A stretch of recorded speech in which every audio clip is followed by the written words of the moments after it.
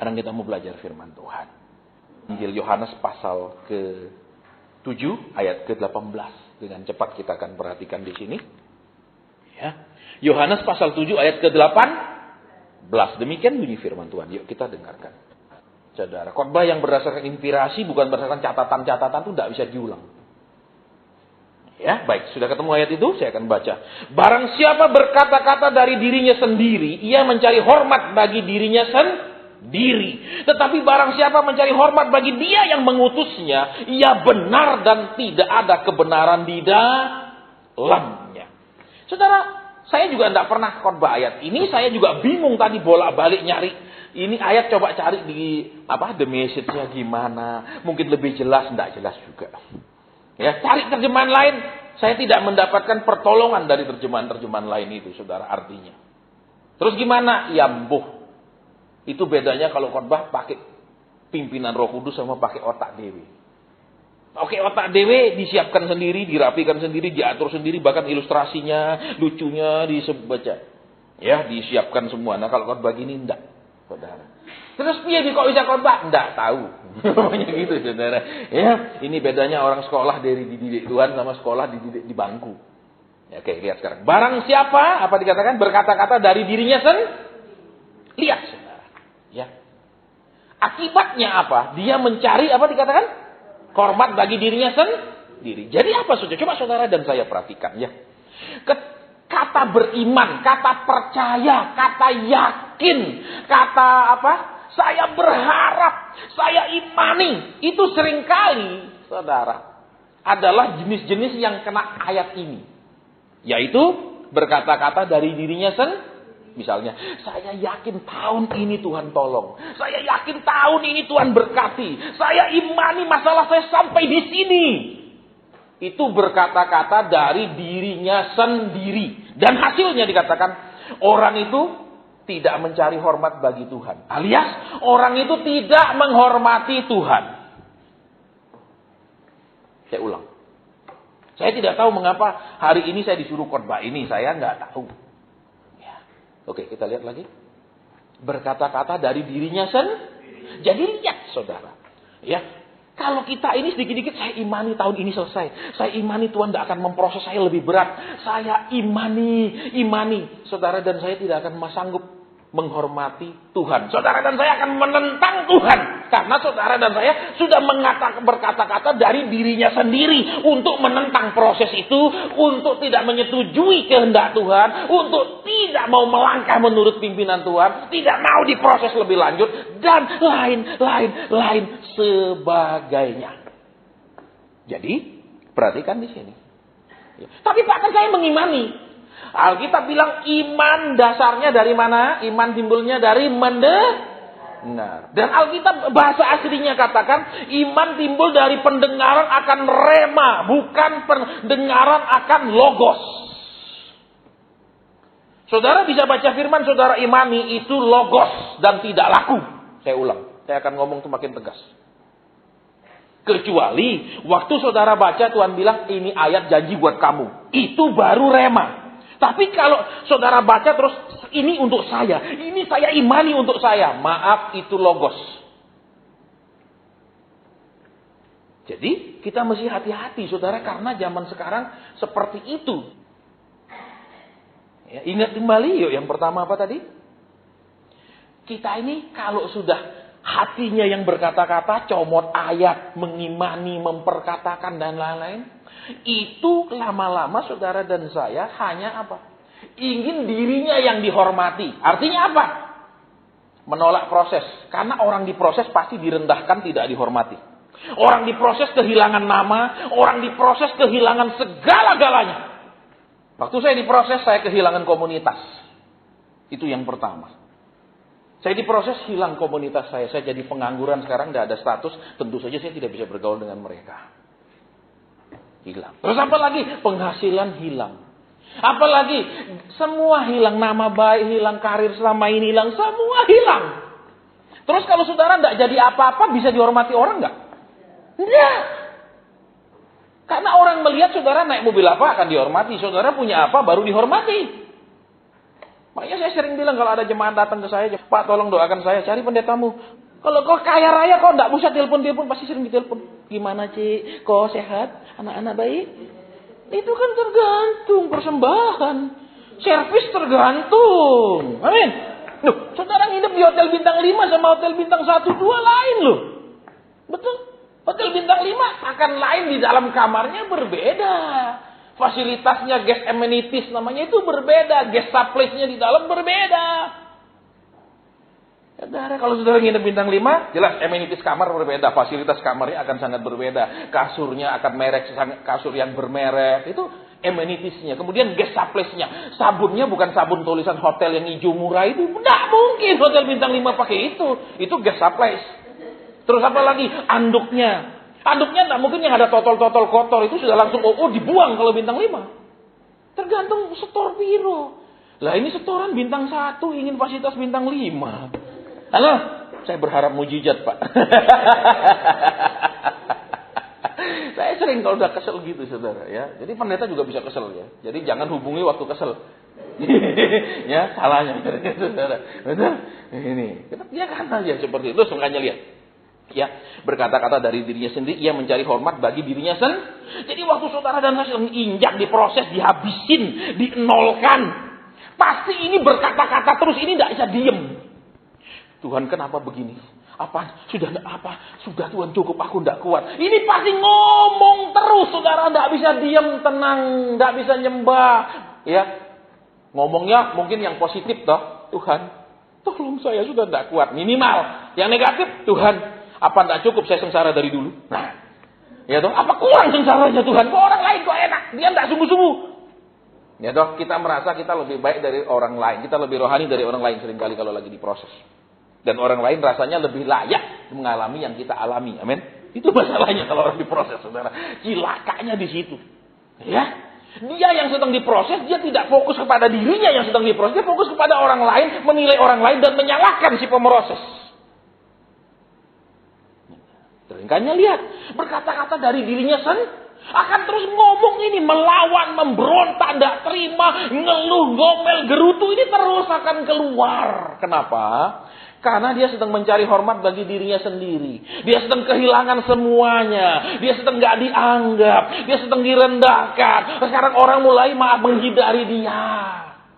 Saudara jadi orang miskin itu serba salah loh. Saudara tahu? Betul. Betul. Kenapa? Saudara biasa gak pandang orang kaya miskin. Iya kan? Saudara bergaul sama semua orang. Saudara ramah. Begitu saudara ramah sama yang kaya. Wah cari muka. Salah. Betul.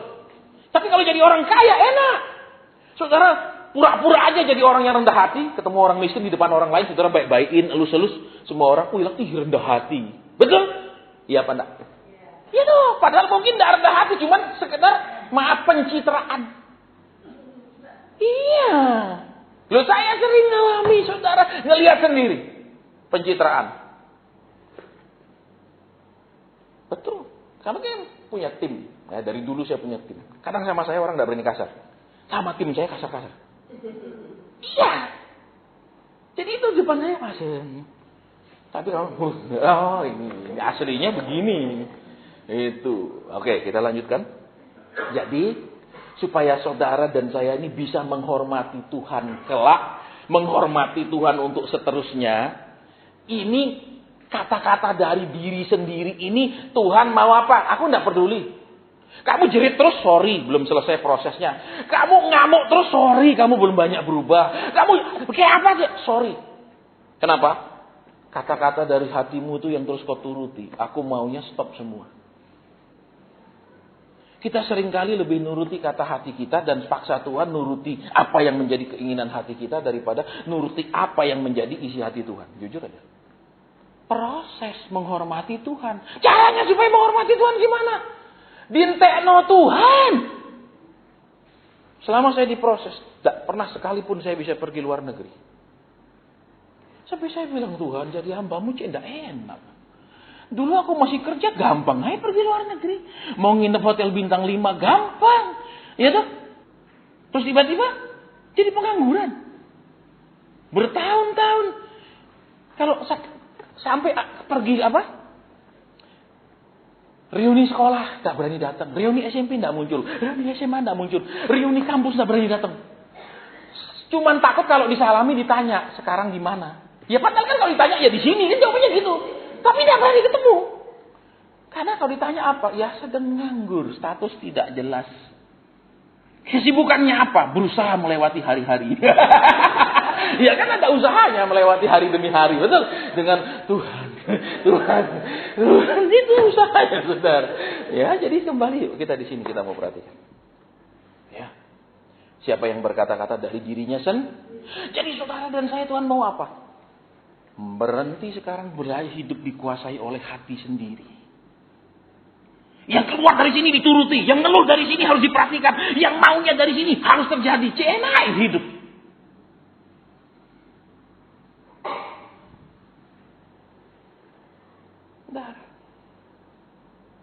Jadi kalau banyak saudara, saya bersyukur kalau ada banyak orang di sini yang hadir yang saya tahu sedang dientekno Tuhan. Saya tertawa. Bukan senang cilaka, enggak.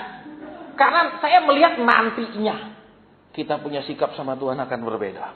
Rohani kita akan berbeda. Pengenalan kita akan berbeda. Itu yang dilihat. Saudara pikir orang Kristen yang rajin ibadah itu pasti baik? Pasti baik. Begitu. Tuhan sampai perlu turun ke dunia, dia sendiri turun habis utus nabi. Sampai dia sendiri perlu datang. Itu selesai enggak urusan sama nabi-nabi itu? Beres? Enggak beres. Sampai dia perlu sendiri datang. Betul? Ya apa ya? Nah, terus mereka dengar khotbah terus, dengar firman terus, beribadah terus, berubah enggak? Sampai Tuhan sendiri perlu turun sendiri. Turun tangan sendiri. Coba kalau bos sendiri perlu turun tangan, masalah sudah selesai belum? Belum. Halo. Jadi berkata-kata dari dirinya sendiri. Cara Tuhan menghentikan supaya kita tidak menuhankan hati kita sendiri adalah dia menghancurkannya. Dia merendahkannya. Sesudah dihancurkan semua, hati yang menjerit, hati yang menangis ini sementara dia tidak pedulikan. Sorry, mau jerit-jeritlah. Mau nangis-nangislah.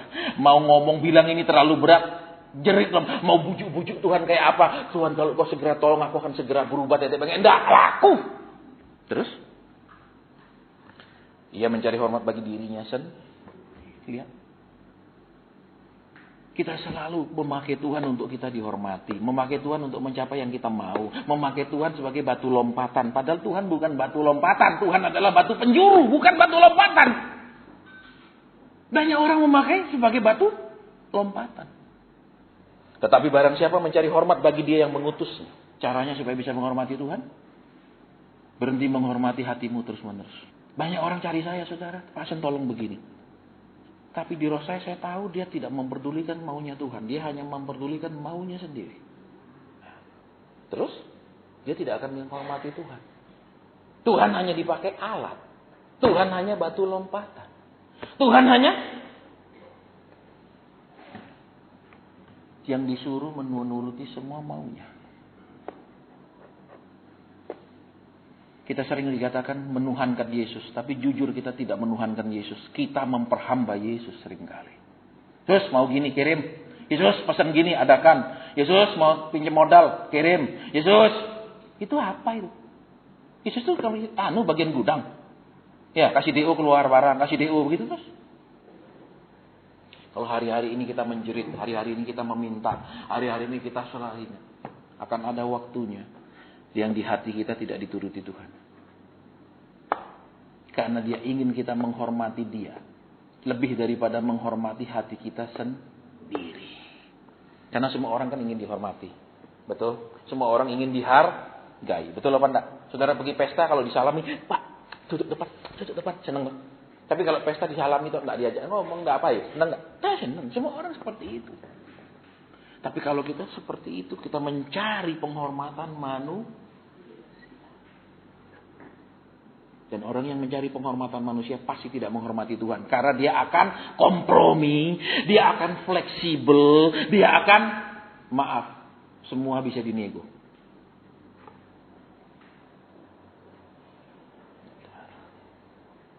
Makanya kita tidak ada lagi konseling, konslet. Nah. Stop. Kalau sudah stop, nggak peduli. Tapi Pak, ini masalahnya saya. Kecuali sakit di rumah sakit, Yes, saya pergi. Selain sakit, no. Karena sakit hubungannya dengan kematian. Kalau yang lain-lain, masalah duit, masalah nggak ada urusan terus. Ya, jadi jangan kecewa. Kok nekat gitu, Pak? Bukan nekat, saudara. Kita tidak ada kompromi. Ciri-ciri orang yang punya jabatan nabi, dia nggak ada kompromi. Ya. Kalau mungkin jabatan lain, dia nego dan kompromi. Jadi mencari hormat bagi dirinya Jadi sudahlah, kalau Tuhan hari-hari ini merendahkan kita, berterima kasih. Karena Tuhan bilang apa? Barang siapa yang merendahkan diri, ku tinggi. Karena kita semua otomatis tidak bisa merendahkan diri. Semua kita ini ingin meninggikan diri, ingin dihormati. Maka Tuhan bantu kita, merendahkan kita. Dibantu loh, ditolong loh. Mestinya kamu siap. Kok ngamuk, ngomel. Loh. Nah diem. Amin, gini tidak ada amin. Tapi kalau percaya, ya atau imani, deklarasikan bahwa masalahmu segera hilang. Halo. Terus, barang siapa mencari hormat bagi dia yang mengutusnya. Lihat. Kita mencari hormat bagi Tuhan. Kita menghormati Tuhan. Baik Tuhan, kalau proses ini harus dijalani, kuatkan saya, mampukan saya. Itu menghormati. Coba saudara punya karyawan. Suruh, kamu antar surat ini pergi nagih. Wah, nggak berani saya bos, orangnya galak. Loh, kamu antar aja, nggak berani saya bos, sorry bos. Dia nggak menghargai saudara yang gaji dia, betul? Betul apa enggak? Iya, walaupun saya takut bos, baik saya antar ke sana, tapi saya langsung minggat bos. Misalnya tadi pembantunya, karena banyak orang ngutang malah lebih galak daripada yang mengutangi, betul? Loh iya apa enggak? Jujur manusia itu gitu, saudara, heran. Kadang-kadang yang punya uang harus lebih sabar daripada yang berhutang. Yang berhutang malah yang galak-galak. Betul? Aneh dunia ini, saudara. Betul? Makanya kalau saudara keras-keras sama Tuhan, saudara akan dibikin berhutang habis-habisan. Karena orang yang berhutang biasanya keras. Apa nagih-nagih saya? Dapat kayaknya bisa bayar. Loh, iya dah. Halo? Aneh dah. Betul apa ya? Pasti kalau saudara pernah berhubungan dengan bisnis gitu-gitu, saudara kalau nagih bisa ada. Betul? Betul apa enggak? Adik saya kan gitu di bisnisnya. Itu sekian bulan loh. Udah sekian bulan loh nota nggak dibayar. Udah sekian bulan loh. Kalau ke sana Pak nganter atau ngingetkan malah mukanya berubah galak. Loh coba. Itu manusia saudara. Makanya jadi orang yang lemah lembut sama Tuhan. Halo. Loh karena kan polanya gitu. Betul apa ya? Saudara yang bisnis pasti ngalami tuh kalau nagih galak orangnya. Betul? Betul apa enggak? Kadang saudara punya anak baru disuruh pulang. Betul? Kadang datang pun tidak diurus, dia sibuk yang lain sampai bengong, sampai ya udah pulang dulu. Betul? Kadang-kadang kita yang makan hati, betul? Makanya kalau punya sifat seperti itu, saudara akan ya jadilah seperti itu. Bukan menjadi orang yang menghutangkan, tapi menjadi orang yang berhutang. Halo? Nggak amin juga. Oke. Terus, ia benar dan tidak ada kebenaran di dalamnya. Jadi supaya hidup kita ini jadi orang benar. Ya, benar di mata Tuhan loh. Maaf, saudara. Ya, banyak orang enggak benar. Makanya tadi kan ada yang konseling. Saya doa Tuhan, jangan-jangan ini pegawai-pegawai pada hilang prestasinya, ya enggak sesuai SOP standar kerja mungkin karena gaji terlalu kecil. Tuhan bilang, bukan. Karena perusahaan itu kacau, dualisme. Nah, inilah yang sering kali terjadi saudara di dalam perusahaan keluarga. Kenapa? Orang ini tidak jelas kedudukannya sebagai apa di perusahaan, tapi punya kuasa karena dia adalah anak pemilik, misannya pemilik, tetek bengeknya pemilik. Sehingga mungkin jabatannya dia maaf, dia cuma sopir, tapi dia masih misan sama pemilik, dia bisa marah-marahin yang lain-lain. Padahal cuma sopir. Betul? Ini kalau sudah sistem keluarga begitu. Jabatan rendah, tapi karena hubungan keluarga bisa marah-marahin yang atas-atas. Itu penyakit, saudara, kalau bisnis keluarga. Terus apa? Ini anak ngomong, istri ngomong, menantu ngomong. Anak buah bingung, ini 8 orang ngomong semua sama saya, terus ngomong yang lain-lain. Itu kalau bisnis keluarga gitu, saudara. Makanya disebut bisnis tukang cukur, betul? Dari nyukuri, terus nanti nyapu, rambutnya, itu semua satu orang. Itu tidak bisa maju, betul? Betul, saudara, perusahaan-perusahaan kayak gitu tidak pernah bisa jadi besar. Coba bayangkan dulu. Katakan pemilik BC Alim Syulian. Kalau dia tidak percaya punya anak buah, dia cuma buka cabang di Jakarta, ditungguin. Itu saja cabangnya satu. Dia bilang jangan cabang yang kedua, nanti dia kasih kredit sembarangan, ya, lebih rendah daripada jaminan. Aku dicek. Jangan tahu satu toh dia bisa buka. Kalau dia tidak bisa percaya orang, betul?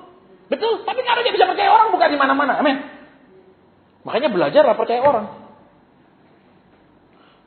Tetapi karena karakter manusia ada yang namanya sifat reflecting di dalam sosiologi, dalam psikologi. Orang yang sulit percaya orang adalah orang yang memang tidak bisa dipercaya. Saya ulang. Reflecting artinya seperti orang melihat kaca. Dia melihat orang lain persis seperti dirinya. Artinya kalau dia tidak jujur, dia akan tidak jujur. Dia merasa orang itu pasti nggak jujur juga. Karena dia tidak jujur. Kalau dia pelit, dia akan merasa orang lain pelit. Kalau dia, itu reflecting secara ilmu. Hati-hati. Tuhan tidak ngajar kita punya karakter melihat orang lain seperti diri kita sendiri. Pasti seperti diri kita. Salah. Saya begitu, saudara. Saya merasa orang lain itu pasti seperti saya. Tidak membucui, tidak ngakali. Ternyata berkali-kali saya mengalami diakali habis-habisan. Prinsip hidup saya sederhana sekali. Jujur, adil, tanggung jawab. 3 prinsip. Orang tidak mungkinlah memanfaatkan orang lain. Saya tidak suka memanfaatkan orang lain. Kalau saudara undang makan pun saya pilih yang murah-murah. Saya tidak pernah pilih yang mahal-mahal. Kalau saya pergi sendiri baru yang mahal-mahal. Saya bayar sendiri. Aku bebas pilih yang mahal-mahal.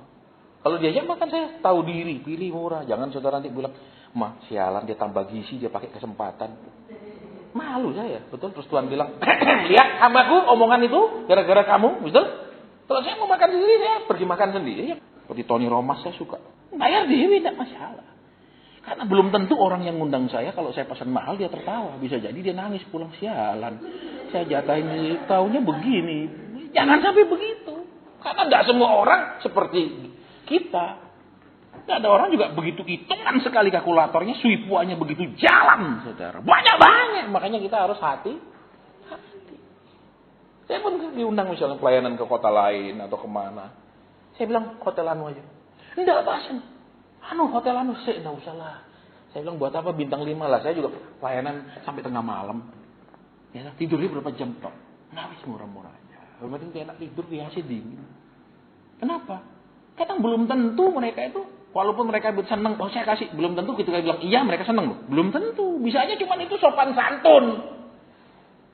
Saudara. Kita harus mengerti manusia itu seringkali lain di bibir, lain di hati. Halo, betul apa enggak? Contohnya kayak saudara tanya istrimu, "Ma, kamu kok diam terus gini? Kamu marah ya?" Enggak. Itu seringkali lain di bibir, lain di hati. Enggak, tapi enggaknya panjang. Enggak, itu kan ketahuan. Betul. Atau istri misalnya mau beli apa? "Pak, kamu setuju?" "Setuju."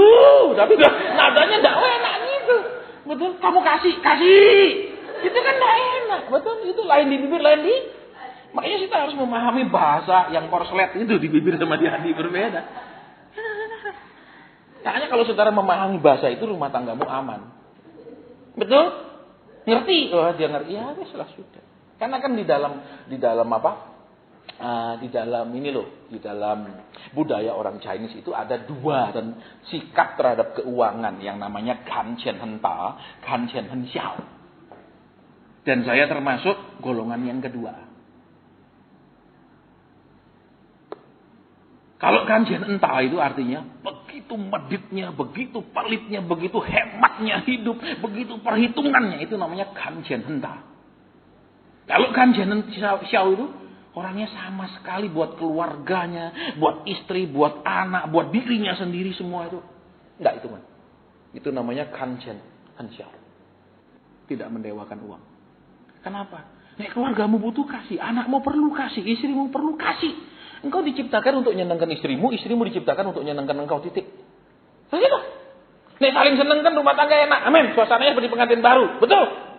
Tidak perlu saudara minum kerating deng, minum yangsen, minum ginseng, suasananya seperti pengantin baru. Daripada minum ginseng tapi bertengkar terus, istrimu bilang, jijiki, amin. Kita ngomong dewasa, saya udah umur 52. Ngerti maksudnya? Kalau nggak ngerti nanti tanya saya habis beda. Oke, lihat kembali. berkata-kata dari dirinya Misalnya, istri ingin ini, saudara enggak usah bilang, hemat, itu kata-katamu sendiri. Aku doa, nek Tuhan setuju aku kasih. Loh enak tak? Tapi syukur Pak, saya sampai hari ini enggak peka, jadi enggak bisa dengar, jadi saya bilang enggak terus. Ini cinta. Ayo, ini aku. Ya ini benar-benar amsyong ini. Saudara, jadi lihat. Ya, kalau engkau menghormati istrimu, keputusan datang dari Tuhan, bukan dari hatimu. Kalau engkau menghormati suamimu, juga keputusan dari Tuhan, bukan dari suamimu. Ya, kan daripada kita, saudara.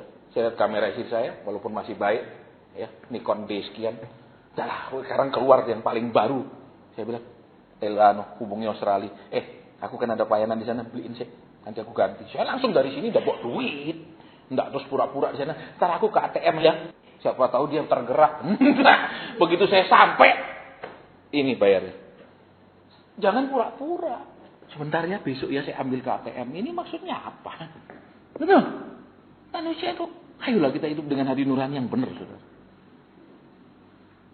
Ya, jangan akal-akalan. Seperti ada yang bilang, Pasen, saya mengundang makan. Saudara bukan mengundang makan. Betul? Mau dikonseling, titik. Nggak usah nanya-nanya, muter-muter. Ngomong yang jelas saja. Loh, ini kita fair-fairan. Betul? Karena sopan santun seringkali sangat tidak sopan. Oke. Lihat kembali. Hormat. Nggak boleh dari dirinya keputusan harus dari Tuhan. Saudara pernah dengar kesaksian kan? Yang saya ketemu tiba-tiba Tuhan ngomong, belikan suamimu berlian itu. Itu di Singapura 2 baris yang berlian gede kayak gitu. Terus sama kalung 1 set semuanya berlian. Itu harga berapa? Istrinya bilang, kok Pak Asen tahu? Tuhan yang bilang, iya Pak Asen, saya tidak berani ngomong sama suami saya. Karena dia sudah tahu suaminya modelnya tengi ngono iku. Masih pacaran aja baik-baik, mau beli apa tak kasih, tapi ingat begitu nikah selesai. Masih, ya. Banyak yang bilang ya salahnya Hawa. Kasihan, saudara, bukan Hawa yang salah, betul? Salahnya mata tidak melihat dengan jelas karena masih muda, mata kita bisa melihat dengan jelas, betul? Tapi tidak bisa melihat dalamnya dengan jelas. Betul? Tapi kalau sudah tua mulai bisa lihat kok. Makanya anakmu bilang, jangan kayak gini, ini persis papamu. Bukan. Kok bisa sekarang tak tahu? Waktu muda tidak tahu, amin. Lihat, hormat. Kata hormatin nih, saudara. Coba suami istri hormat nggak? Sama-sama menghormati nggak? Atau tetap pada prinsipnya sendiri? Kalau tidak loh ya. Ingat aku ini, firman Tuhan bilang, suami adalah raja imam. Pengajarannya betul, jadi dengarkan aku. Enggak begitu. Tuhan mengajar saling menghormati.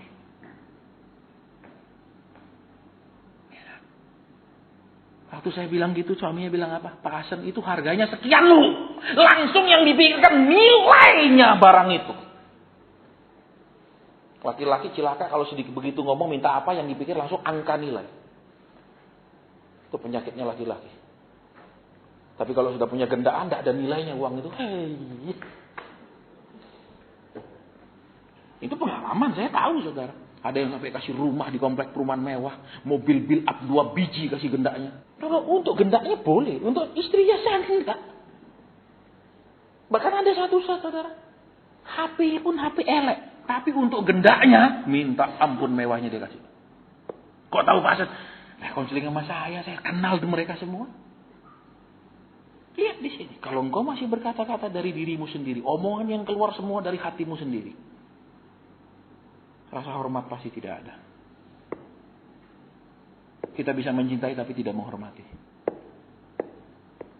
Kita bisa mencintai tapi tidak menghargai. Betul? Saya ingat saudara. Begitu saya bilang yang gindos, istrinya bilang, iya Pak Hasan betul. Kok bisa tahu katanya persis titik komanya 2 baris berlian gede-gede. Kalung seluruhnya berlian. Tuhan kasih lihat jelas di mata saya. Itu yang namanya damah di dalam bahasa Ibrani. Penglihatan alam roh. Langsung suaminya bilang, itu harganya sekian. Langsung ngomong harga. Bayangkan saudara. Istrimu lebih berharga dari apapun di muka bumi ini. Halo? Duh, saya ngomong jelas. Pacar saya pun yang sekarang jadi istri saya gitu. Pacar. Mau pulang ke Indonesia saya bilang, kamu beliin jam yang mahal-mahal. Berapa biji buat bapak mama apa? Berapa semua nih Pak? Jangan begitu. Ini harganya, langsung ngomong harga. Langsung mikir harga. Penyakitnya laki-laki. Maka orang yang seperti itu selalu mikir harga adalah orang yang tidak berharga dan tidak bisa menghargai orang lain. Mau beritahu, berbeda kalau tidak punya uang. Saya nggak bisa ngomong ini kasusnya berbeda, tapi kalau punya uang, kasusnya berbeda. Betul? Loh. Wanita itu akan merasa bahagia ketika dia lebih bernilai daripada harta benda. Betul? Halo? Jangan, harganya segini loh, ngomong harga. Ini penyakit yang begini-gini ini, betul? Halo? Makanya yang nggak pernah bisa menghargai wanita itu siap-siap diproses habis-habisan. Siap-siap diproses habis-habisan. Saya lihat sendiri, saudara, orang-orang yang seperti itu diproses sama Tuhan. Sakit sekali. Jangan merasa bangga kalau istrimu nerima keadaan. Kalau dia diam, jangan merasa senang. Bapaknya di surga nggak bisa terima. Ya, engkau tidak berurusan dengan istrimu yang bisa terima, yang sabar tetap mengasihimu. Engkau berurusan dengan bapaknya. Ya, dari pengalaman pelayanan demi pelayanan saya melihat seperti itu. Mungkin dia bilang, anakku bisa terima, aku enggak. Ya, anakku karena cinta kamu, dia terima semua. Aku enggak sebagai bapaknya. Aku enggak bisa lihat anakku dibegitukan. Jadi hati-hati.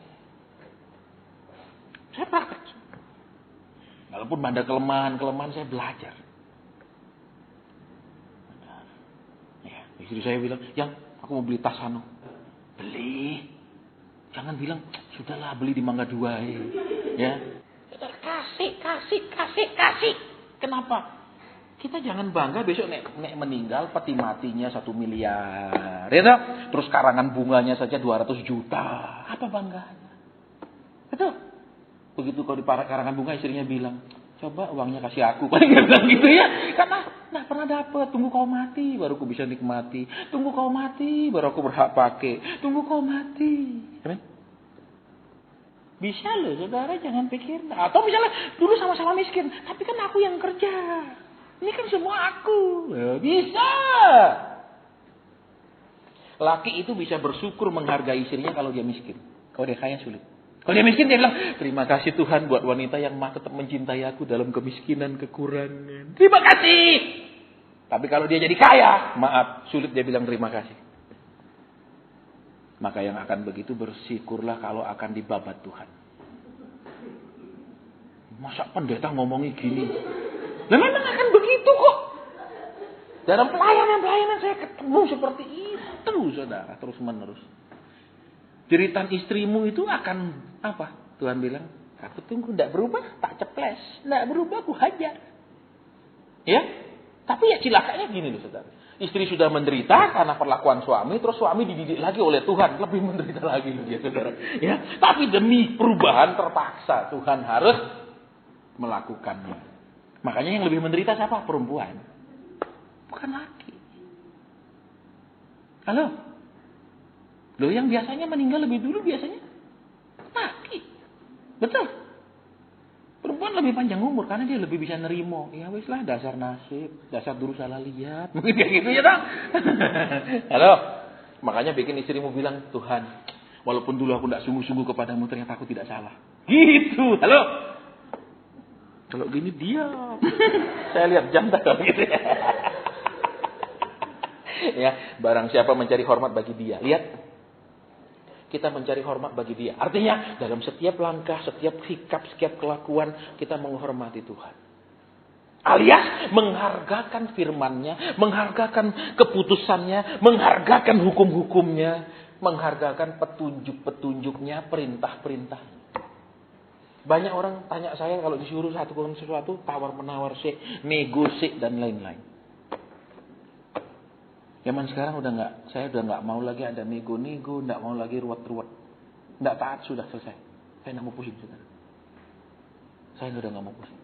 Saya sudah beda pelayanan saya dengan masih saya umur 20-30-an. Kalau saya masih umur 30-an, saya puasa. Ya, jam 3 sore, saya naik sepeda, naik gunung, 25 kilo tanjakan saya lahap dalam kondisi berpuasa. Sekarang, jalan rata di kota, 15 kilo, sakit badan saya. Itu dalam kondisi puasa sudah, tidak makan, tidak minum.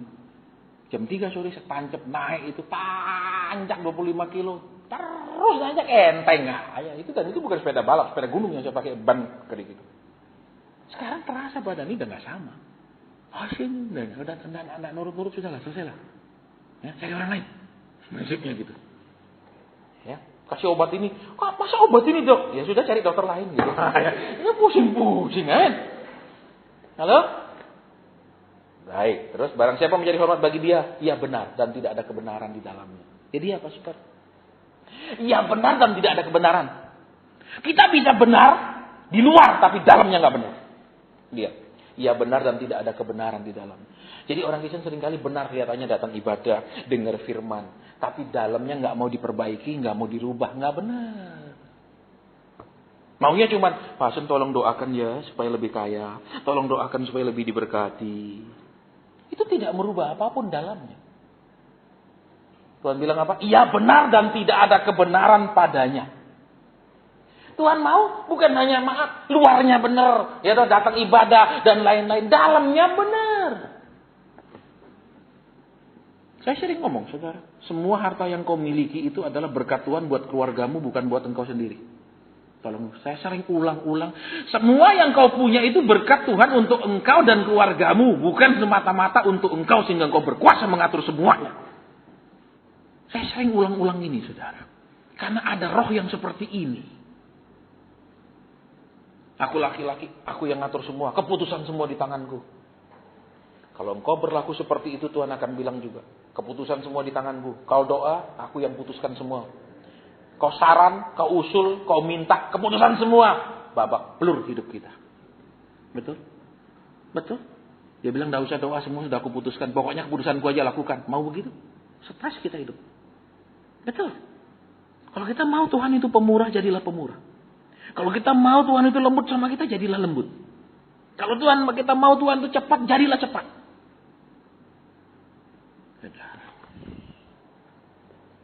Jangan kasih tahu lambat lakukan, tidak mau lakukan. Mujizat hanya datang lewat kerjasama antara kita dengan Tuhan. Mujizat hanya datang lewat ketaatan melakukan kehendak Tuhan. Tidak ada mujizat datang hanya lewat doa-doa tanpa ketaatan. Tidak ada mujizat terjadi hanya lewat doa yang menjadi seperti mantra. Saya perlu sampaikan ini kepada saudara. Ya. Tidak ada kita hanya doa tapi tidak taat. Tidak ada doa, terus ya sudah doakan saja. Tidak ada, kalau tidak ada petunjuk lakukan. Kalau ada perintah kerjakan. Ya, ia benar dan tidak ada kebenaran padanya. Luar dalam benar. Bukan hanya luarnya benar, depan orang gandeng istri, depan orang duduk berdua, di rumah nggak bisa duduk berdua. Udah kamu sana duduk sana, misalnya, atau kamu tidur dulu, misalnya gitu, daripada kamu rewel, betul? Iya toh, betul apa enggak? Ada, itu enggak benar. Lihat di sini supaya benar dan tidak ada kebenaran supaya benar dan tidak ada ketidakbenaran padanya. Supaya dalam luar sama benar. Jadi kembali ke sini yuk. Berkata-kata dari dirinya sendiri. Berhenti. Turuti hati kita. Saudara, seringkali orang punya syarat. Kalau nurut baru dia lakukan. Kalau nurut baru dia berikan. Forget it. Kita tidak terima nego, kompromi dan lain-lain. Lihat di sini. Sekarang, apakah hati kita terus jadi Tuhan atau Tuhan punya hati jadi Tuhan kita? Apakah hati kita memperkatakan, mendeklarasikan, mengimani, atau tetap Tuhan, ajar aku sabar menunggu waktumu. Tidak sembarang mengklaim, mendeklarasi, mengimani dan lain-lain. Ajar aku nunggu, ajar aku lebih ngerti. Atau terus ngomong. Karena kita tidak mau tidak dihargai oleh orang. Kita semua ingin dihargai oleh orang. Saya bersyukur saya tidak peduli. Saudara hargai baik, saudara tidak hargai lebih baik. Karena kalau saudara hargai saya repot.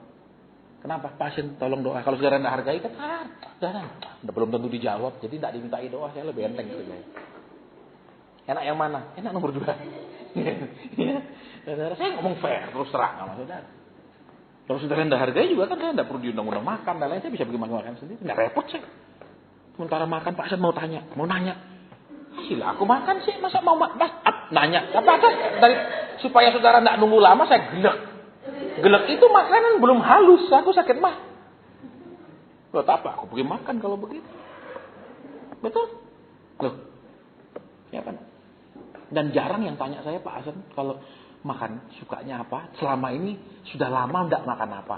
Jangan ada yang nanya saya selama ini enggak makan apa, Pak Hasan? Mana ada yang nanya? Sekarang aja mulai bisa pakai uang. Zaman dulu enggak bisa pakai uang orang sini, cuma bisa simpen uang. Ngomong fair, terus terang. Mau sakit-sakit. Betul? Beli mobil aja, mobil baru tidak dipakai. Mobil tua dipakai dibungkus. Mobil ini tidak ngerti. Cara pakai mobil aja tidak ngerti. Bayangkan, saudara. Tidak ada tanya-tanya. Kalau mau tanya, kembali ke sana tanya. Kalau mau didoakan kayak doa deklarasi, kembali ke sana deklarasi. Nah. Mau tetap datang puji Tuhan, tidak datang lebih baik.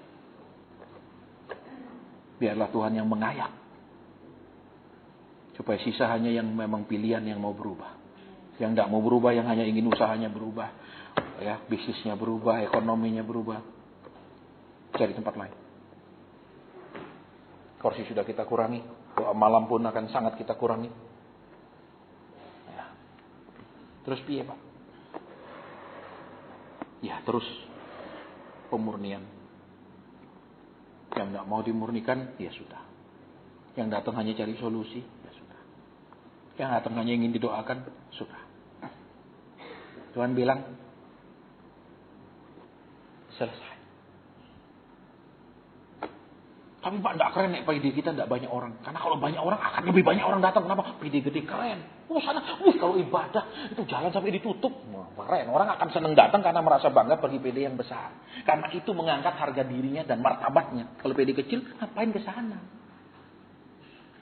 Orang beribadah pun untuk mencari kesombongan, bukan mencari firman. Oke, kalau saya sampai di sini kita akan berdoa. Kalau ada pesan Tuhan saya sampaikan. Kalau tidak ada, kita bubar. No counseling, no tanya-tanya. Saya ulang berkali. Kenapa enggak mau Pak? Sakit hati? Enggak. Kalau terus-terusan begini, kapan berubahnya? Ya. Jadi sampai sekarang pun Tuhan belum jawab. Banyak di antara saudara jerat-jerit kayak apa, nangis, kayak apa, Tuhan belum jawab.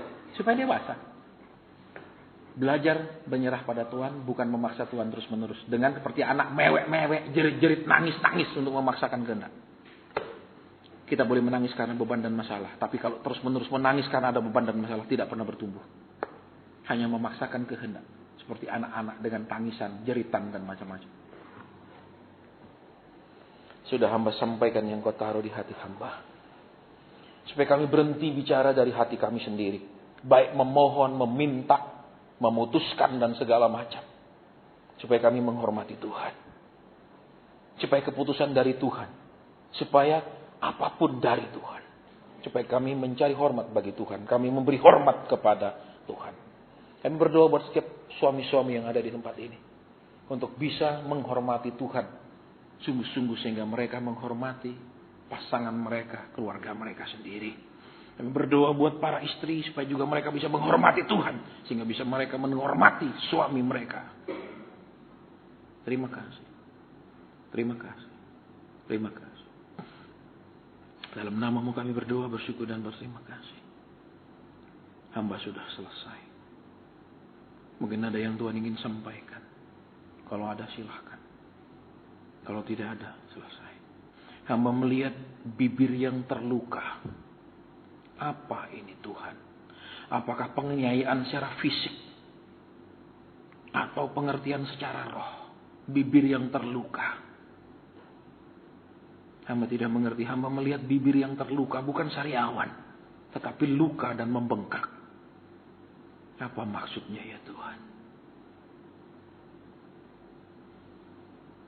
Kenapa bukan hatinya yang luka. Tapi bibirnya ya Tuhan?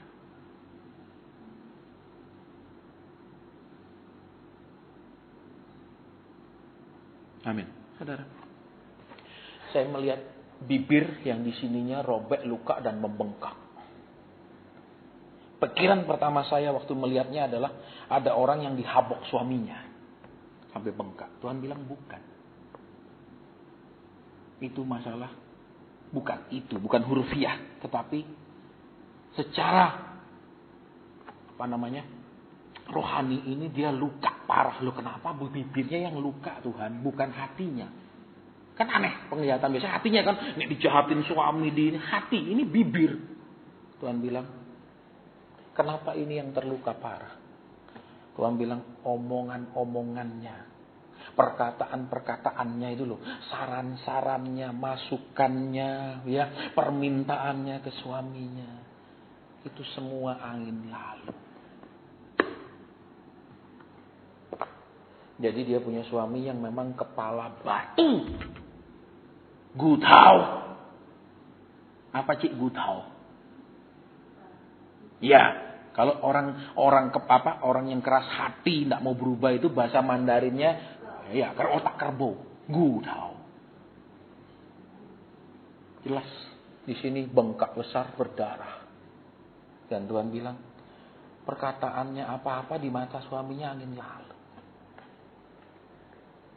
Tidak ada harganya itu. Dan kalau Tuhan ngomong begitu, berarti di sini ada titik. Berarti di sini ada. Tuhan tidak ngomong tentang orang di kota lain.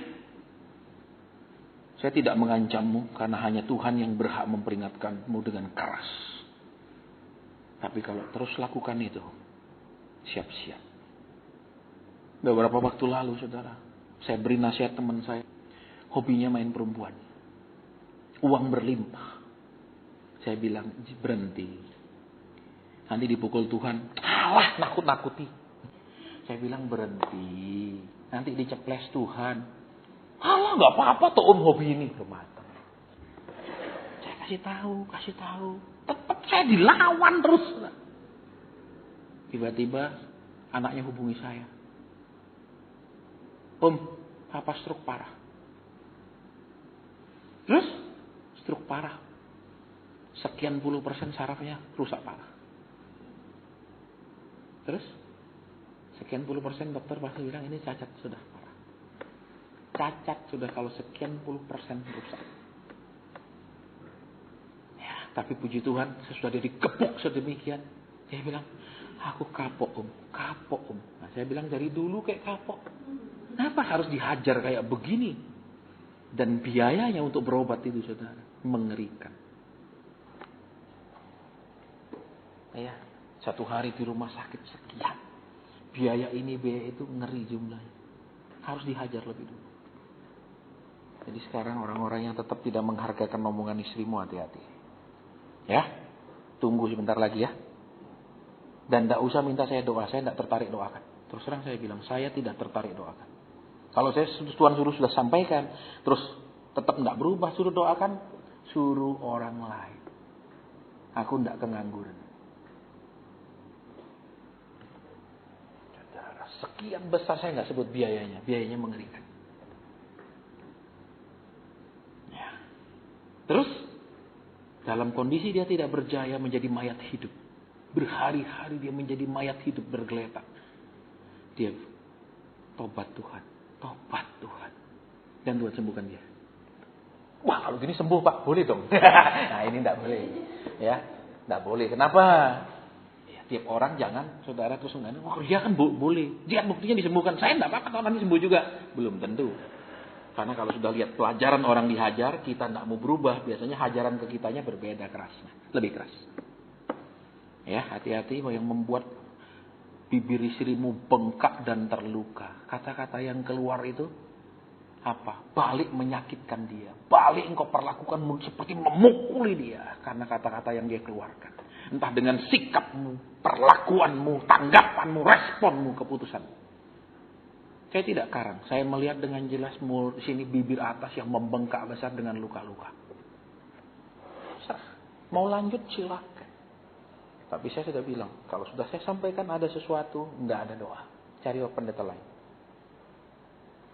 Ya, saya ngomong tegas sama saudara. Jadi jangan coba. Don't ever try. Karena Tuhan itu terus kita sakit. Tuhan itu terus kita suruh dia fleksibel, terus dia harus tahan. Kau belum mengerti mauku, kau terus paksa aku. Terus Tuhan tuh harus yang fleksibel.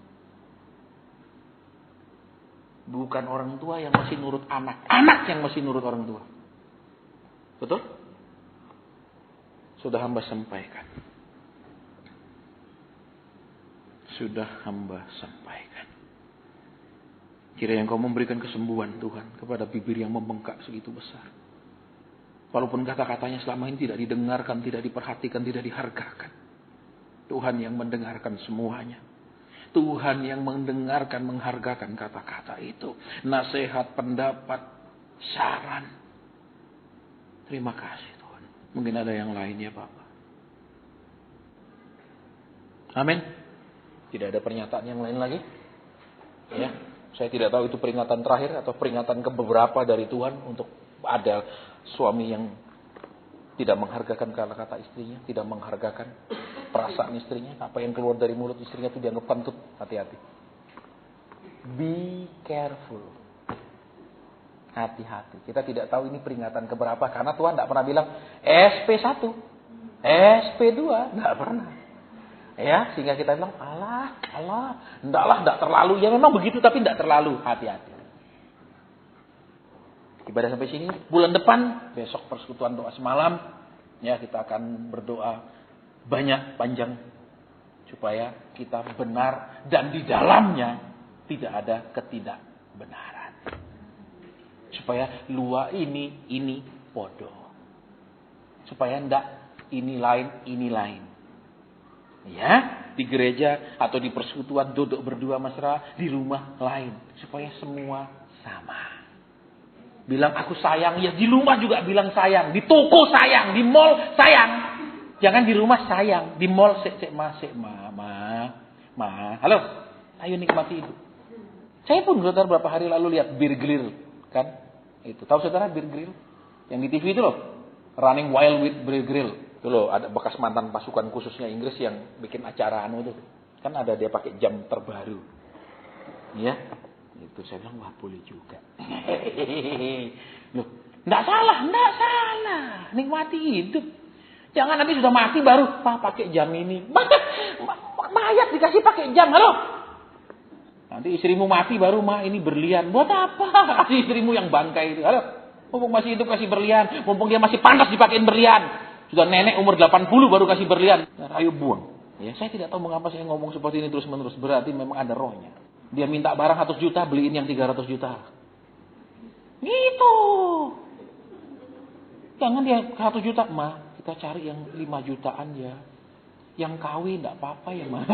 Kan kita orang kaya, pakai KW enggak ada yang tahu. Siapa percaya kita pakai barang KW? Najis. Engkau sendiri menipu dirimu, bagaimana? Mereka penipu tuh, dirinya sendiri jadi tipu. Halo? Tahu saya pakai KW. Saya tidak pernah suka pakai KW, saudara. Ya, dulu masih saya pelayanan Jakarta ada sekasih saya Bulgari terus Jamanu yang Panirai, KW semua saya tidak pernah pakai sekalipun saya buang, saudara, kasih orang-orang. Karena mereka orang kaya merasa pakai jam KW kan tidak ada orang percaya mereka pakai KW. Saya lihat aja tahu itu barang KW. Ya. Terus saudara mulai gini nutup jam ini. Enggak usah. Saya enggak akan ngomong saudara KW atau enggak. Itu enggak urusan saya. Ini saudara suka pakai KW, pakai itu. Enggak ada hak pendeta ngurusi. Amin. Tapi pakailah yang asli. Betul. Beli yang jangan KW. Nanti masuk surga KW mau. Loh, katanya di sana ada kolamnya. Betul? Ada taman. Lah ini kok tamannya api tok. Ini yang KW. Ya. Jadi ayo mulai nikmati. Istrimu minta yang murah, kasih yang mahal. Berikan dia lebih daripada yang diharapkan. Apa yang tidak pernah dipikirkan, tidak pernah dilihat mata, itu yang diberikan. Ya, kasih yang mahal-mahal gitu loh. Jangan murah-murah. Kalau kita menghargai orang seharga itu, segitulah penghargaan kita. Penghargaan kita juga ditentukan daripada nilai uang. Jadi kalau punya uang, istrinya bilang, Pak aku cukup LV aja 15 juta. Tidak usah yang 15 juta. Amin. Beliin yang Chanel 40-an. Dia minta yang Chanel, beliin yang lebih mahal lagi. Jadi kalau saya ke Paris boleh titip. Gratis. Saya kasih kok notanya, saya nggak ambil untung. Nggak usah yang murah-murah. Halo? Sehingga istrimu bilang, Cik, tasnya baru ya? Iya, dibeliin suami dengan sukacita. Dia mau tunjukkan aku dicintai suamiku. Jangan, iya dibeliin suami, saya sudah berdoa 10 tahun. Cek soronir. Itu pun sudah saya tangking dia punya roh itu. Nek enggak ditengking enggak bisa. Yang perlu ditengking-tengking itu biasanya orang yang kerasukan. Betul? Betul? Loh ya apa enggak? Orang gila. Itu yang ditengking. Kalau istrimu sering tengking-tengking, nah itu berarti itu maaf kata, ya. Itu baik, sudah selesai kita bubar. No question will be answered. Dah kita bubar, ada makanan ringan snack di belakang, tapi kita akan tutup dalam doa. Ibu Etna masih ada di antara kita? Mari Ibu Etna tutup dalam doa supaya kalau firman itu keras untuk membuat lembut. Kalau firman itu lembut, maka yang keras tidak akan jadi lembut.